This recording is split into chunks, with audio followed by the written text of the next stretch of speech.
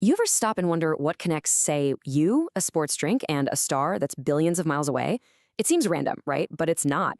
They're all connected by one fundamental thing that makes up, well, everything. That's matter. And today, we're going to break down what it is, how it works, and where you can find it. Let's get into it. So, yeah, let's start with that riddle. You, the drink in your fridge, and a giant ball of gas burning in deep space. What on earth could be the common thread? They feel like they couldn't be more different, but chemically speaking, they're all playing by the same rules. And the answer is, they're all matter. That's the big, simple, elegant definition for all the physical stuff in the universe. If you can say it takes up space and it has mass, then it's matter. The air you're breathing right now, the device you're watching this on, even you. It's all matter. Okay, so where do we even begin with something that's everything? Well, let's start with the world we can actually see and touch. We run into matter in a few common forms every single day, and you for sure know the big three: solids, liquids, and gases. So let's break down how they behave. A solid, right, like your phone, is rigid. It holds its own shape, its own volume. A liquid, like water, it's a little more chill. It flows and takes the shape of whatever you pour it into, but its volume, that stays the same. And then you've got gas. Gas is the total free spirit of the group. It'll expand to fill the entire shape and volume of any container it's in. But wait, there's more. There's actually a fourth, kinda exotic state of matter, and that's plasma. You can think of it like a supercharged, high-energy gas. And get this, it's actually the most abundant state of matter in the entire universe, because it's what stars are made of.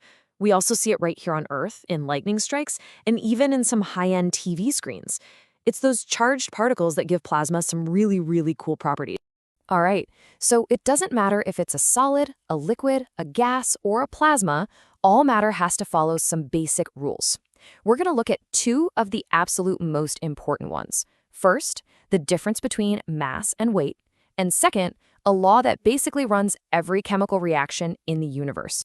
Oh man, people get these two mixed up all the time, but the difference is actually huge. See, your mass is the amount of stuff you're made of. It's a constant. It never ever changes whether you're on Earth or the moon or floating in deep space. Your weight, though, that's just the force of gravity pulling on your mass. So an astronaut has the exact same mass on the moon, but she weighs way less, only about a sixth as much, because the moon's gravity is just so much weaker. So remember, mass is how much stuff, weight is just gravity's pull on that stuff. And that brings us to one of the absolute cornerstones of all of chemistry, the law of conservation of matter. It's this incredibly powerful idea that basically says you can't just create or destroy matter out of thin air. All you can do is change its form. And that one simple principle, it's behind everything from figuring out a recipe to calculating how much fuel a rocket needs to get to Mars. Let's make this real. Think about brewing beer. You start with all your ingredients, right? The water, yeast, grains, the whole deal. They go through this huge chemical change where sugar turns into alcohol and carbon dioxide gas. But, and this is the cool part, if you could capture everything, including the gas that bubbles off, and weigh it all at the end, the total mass would be exactly the same as what you started with. Nothing was lost. It just got rearranged. Okay, so you've got all this crazy variety of stuff in the universe. How in the world do scientists keep it all organized? Well, they use a classification system. You can kind of think of it like a family tree for matter. And it all starts with just a couple of simple questions. So, here's the very first fork in the road. When you look at any substance, ask yourself this. Can you separate it into different parts using physical means? Like filtering it or just letting it settle out on its own. The answer to that one question splits all matter into two massive categories. If the answer is yes, you've got yourself a mixture. A great example is Italian dressing. You can literally see the oil and vinegar separate. Air is a mixture too, just of different gases. Now, if the answer is no, you can't separate it, then you're looking at a pure substance. Think pure gold. It's just gold atoms. Or table sugar. It has a constant chemical makeup you can't just pick apart. Okay, let's go one level deeper now. Whether we're talking about a mixture or a pure substance, the next big question is about consistency. If you took a sample from the top and another from the bottom, would they be exactly the same? Let's see how this plays out. If a mixture is not uniform, we call it heterogeneous. Think of that Italian dressing again. One scoop might be all oil, another all vinegar. But if the mixture is uniform, it's homogeneous, like that sports drink where every single sip is identical.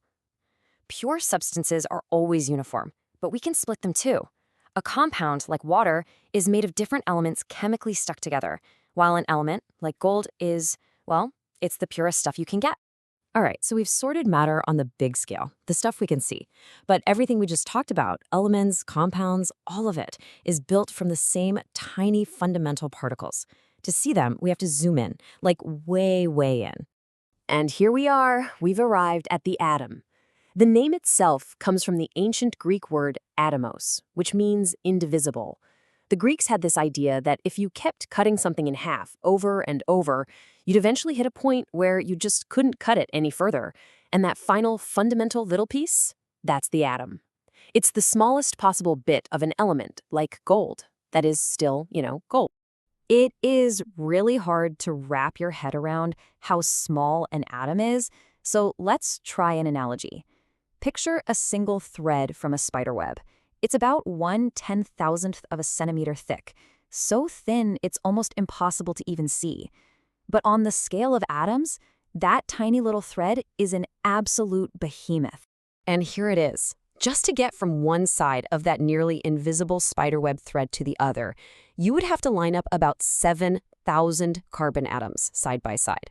I mean, that is just a mind-bogglingly small scale we're talking about. Now, atoms, they're social. They rarely travel alone. They like to team up. When two or more atoms get joined together by chemical bonds, they form what we call a molecule. Sometimes they're simple, like an oxygen molecule, which is just two oxygen atoms. And sometimes they're more complex, like a water molecule, with its two hydrogen atoms and one oxygen atom. But either way, they move around together as a single team. Okay, we've talked states of matter, fundamental laws, how we classify everything, and even the atoms themselves. So now, let's bring it all home and apply this to something you probably have within arm's reach right now, a smartphone. So first, let's just look at what nature gives us to work with. The Earth's crust is overwhelmingly made of just a couple of elements, mostly oxygen and silicon. This is the raw material palette we have to build everything from. But now, look at a smartphone. It's a total masterpiece of applied chemistry. The case is made of light but strong elements like aluminum. The screen is super hardened glass made from silicon and potassium. The circuits need amazing conductors like copper and gold. And the battery, well, it needs elements that are great at storing energy, like lithium and cobalt. To make this one device, we have to find, purify, and combine dozens of different elements into super specific compounds and mixtures. And that really leaves us with a final thought, doesn't it? The phone in your pocket is this incredible collection of matter, using almost a third of all the naturally occurring elements on the planet, all arranged with incredible precision.